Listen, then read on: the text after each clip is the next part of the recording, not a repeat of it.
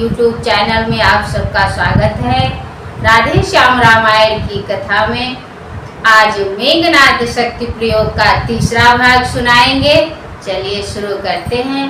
रामायण शुरू करने से पहले बजरंगबली बाबा का ध्यान करें। बजरंगबली बाबा जहाँ रामायण होती है वहाँ जरूर उपस्थित होते हैं। जय श्री राम जय। चलिए कथा शुरू करते हैं। मेघनाद का शक्ति प्रयोग। सकता है दासिया प्रभु पद की है आन, आको दे तक्षण वही यह कहते हनुमान।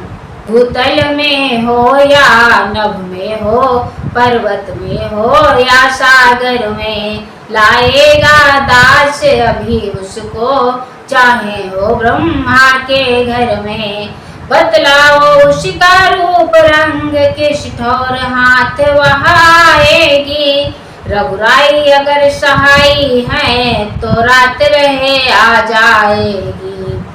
इस साहस पर वैद्य भी बोले कर हुल्लास, जय उनकी दासी सदा जिनके ऐसे दास।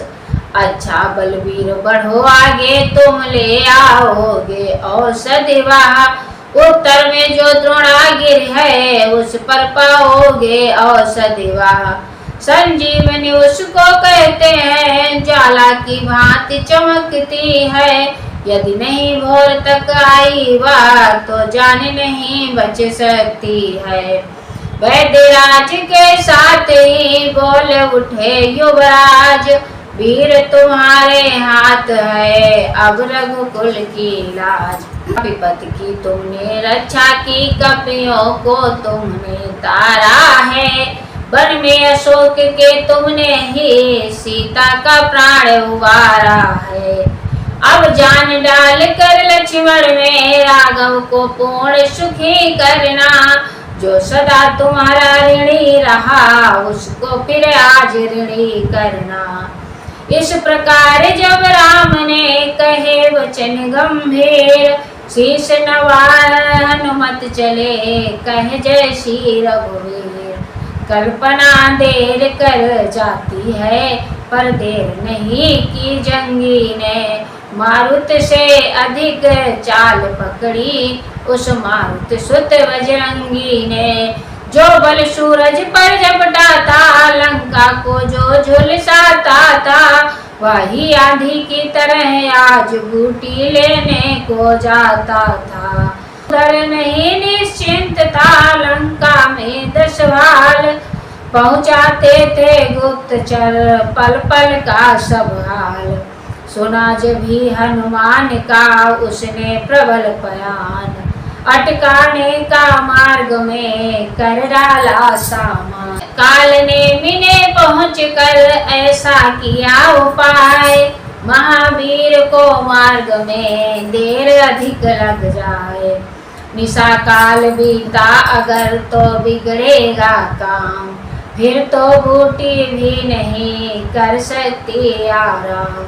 चतुर अंजनी लाल जब गए चाल यह ताड़, चट लपेट लांगूल से निश्चर दिया पछाड़। इस प्रकार उस मार्ग में काली नेम को मार, चले पवन सुत इस तरह करते हुए विचार। हे सूर्य ध्यान रखना इतना, संकट अब सूर्य वंश पर है। लंका के नीचे राहु द्वारा आघात दिनेश अंश पर है। इसलिए छुपे रहना तब तक जब तक नजरी पहुँचा दूं मैं। उस समय प्रकट होना भगवन जब संकट निशा मिटा दूं मैं। मेरी सेवा के पहले यदि किरणों का चमत्कार होगा, तो सूर्य वंश में सूर्य देव सचमुच ही अंधकार होगा। आशा है स्वल्प प्रार्थना यहाँ सच्चे जी से स्वीकारेंगे। आतुर की आर्त अवस्था को करुणा के साथ निहारेंगे। अन्यथा क्षमा करना दिनकर अंजनी तनय से पाला है। बचपन से जान रहे हो तुम हनुमत कितना मत वाला है। मुख में तुमको डर रखने का फिर आज क्रूर साधन होगा। बंदी मोचन तब होगा जब लक्ष्मण का दुख मोचन होगा। पहुँचे द्रोणागिर जभी वीर अंजनी लाल, देखा सारी बूटियां बनी हुई हैं जाल। रावण ने इस जगह भी खेली थी यह चाल, भेज विमानों पे सचिव करा दिया गिरिलाल। दीपावली तारा बलि समान सारा ही शैल दमकता था, चक्कर में पड़े वहां हनुमत बूटी का पता न चलता था। जितने भी बलशाली होते वे अधिक विचार न करते हैं, जब आता है आवेश उन्हें तो मन चाहा कर उठते हैं। हनुमत में भी उठी तरंग, सोचा छोड़ो इस होजत को, देखा भाली का समय नहीं ले चलो उठा कर पर्वत को। या सोच उठाया वही भाग, प्रेरणा मिली थी जो रह रह कर, बाएं कर उसको धारण कर चल दिए राम की जय कहकर। गगन मार्ग से रात्रि में शैल सहित हनुमंत, उत्तराखंड से दक्षिण दिशा तुरंत।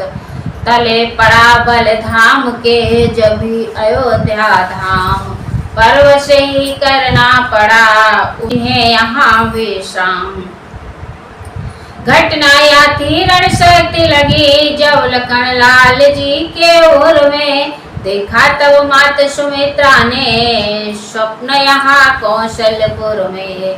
तत्काल छोड़कर नंदीग्राम आ गए भरत, सुन दुख उनका प्रारंभ कर दिया शांति यज्ञ परिणाम सोच कर अब अशुगुन का।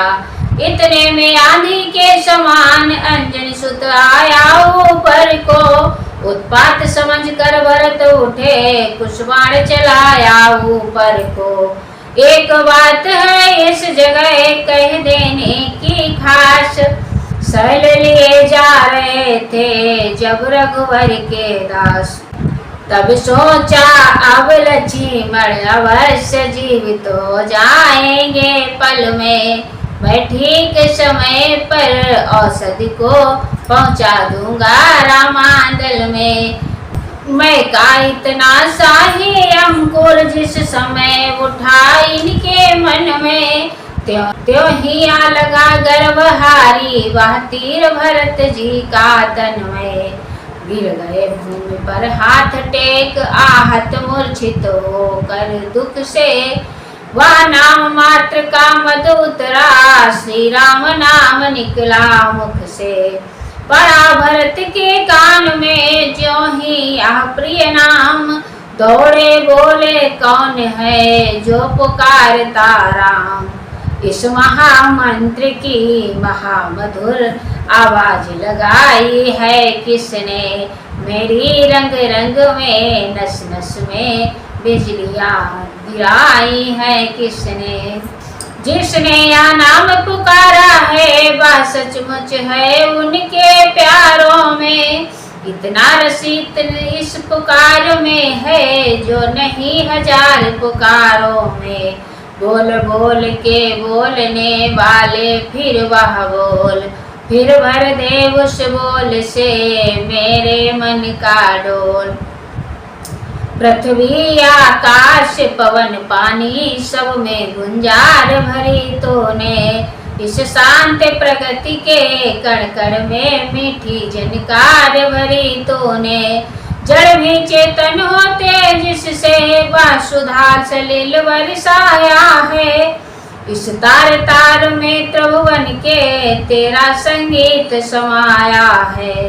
तो वह है जिसने जीवन में पाया है अमृत सरोवर को, मैं वह हूँ जो पियो पियो करके देखा करता हूँ ऊपर को।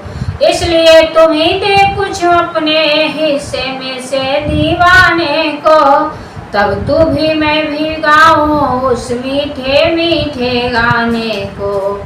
इन्हीं विचारों में भरत पहुँचे कपि के पास। देखा मूर्छित पड़ा है वह राघव का दास।